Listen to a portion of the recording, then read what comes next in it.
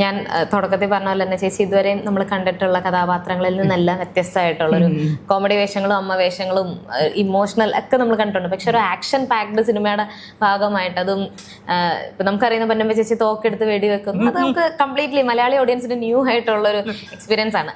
എനിക്ക് ചോദിക്കാനുള്ള ഇപ്പൊ സിനിമയുടെ എക്സ്പീരിയൻസ് ഒക്കെ നമ്മൾ കുറച്ചായിട്ട് കേൾക്കുന്നുണ്ട്, എങ്ങനെയാണ് ചേച്ചി സിനിമയിലേക്ക് വന്നത് എന്നൊക്കെ. അപ്പം ആദ്യം ഈ ഒരു കഥാപാത്രത്തിനെ പറ്റി ചേച്ചി കേട്ടു, അതിനുശേഷം അത് സ്ക്രീനിൽ കണ്ടു കഴിഞ്ഞപ്പോൾ ആദ്യം കേട്ട ആ ഒരു ഇമ്പാക്റ്റിൽ തന്നെ ചേച്ചിക്ക് സ്ക്രീനിൽ അത് എക്സ്പീരിയൻസ് ചെയ്യാൻ പറ്റുമോ? നിങ്ങൾക്ക് ആ സിനിമ കണ്ട രീതിക്ക് ഞാൻ അതിനകത്ത് വലിയ ഡയലോഗുകളൊന്നുമില്ല, എല്ലാ ലുക്കും നോട്ടവും നമ്മുടെ ഒരു പ്രസൻസും ഒക്കെയാണ് ആ സിനിമ. ഡയലോഗ് പറയേണ്ട അടുത്ത് മാത്രമേ ഡയലോഗ് ഉള്ളൂ, അല്ലാത്തടത്തെല്ലാം വേറെ വേറെ കാര്യങ്ങളാണ് നടക്കുന്നത്. പക്ഷെ ഇങ്ങനെ എക്സ്പീരിയൻസ് ചെയ്യുന്നൊരു പടവും ഞാൻ ആദ്യമായിട്ട് അഭിനയിക്കണേ.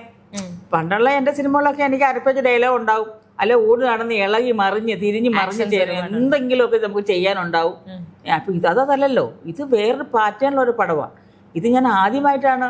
ഇപ്പോൾ ഒരു പക്ഷേ ഞാൻ പറയുന്ന ഡയലോഗുകൾ ചിലപ്പോൾ ഷാംപുഷ്കർ വന്നിട്ട് എൻ്റെ അടുത്ത് പറയും, ചേച്ചി അങ്ങനത്തല്ല ഉദ്ദേശിക്കുന്നത്, ആ ഡയലോഗ് ഇങ്ങനെ പറയണം എന്ന് പറയും. ഓ അതാണോ ഉദ്ദേശിക്കുന്നത്? ഞാനപ്പോൾ ഓർക്കും അതെന്തായിരിക്കും അവരങ്ങനെ എന്നോട് പറഞ്ഞത്, അങ്ങനെ ചെയ്യാൻ എന്തായാലും അവരുടെ ആ ഒരു പറഞ്ഞതല്ലേ, അങ്ങനെ തന്നെ ചെയ്യാം. പക്ഷെ ആ ചെയ്തപ്പോൾ എൻ്റെ ഉള്ളിൽ ഒരു ചെറിയ സംശയം വന്നെങ്കിലും പക്ഷെ ആ സംശയങ്ങളൊക്കെ തീർന്ന് എനിക്ക് എൻ്റെ സിനിമ കണ്ടപ്പോഴാണ്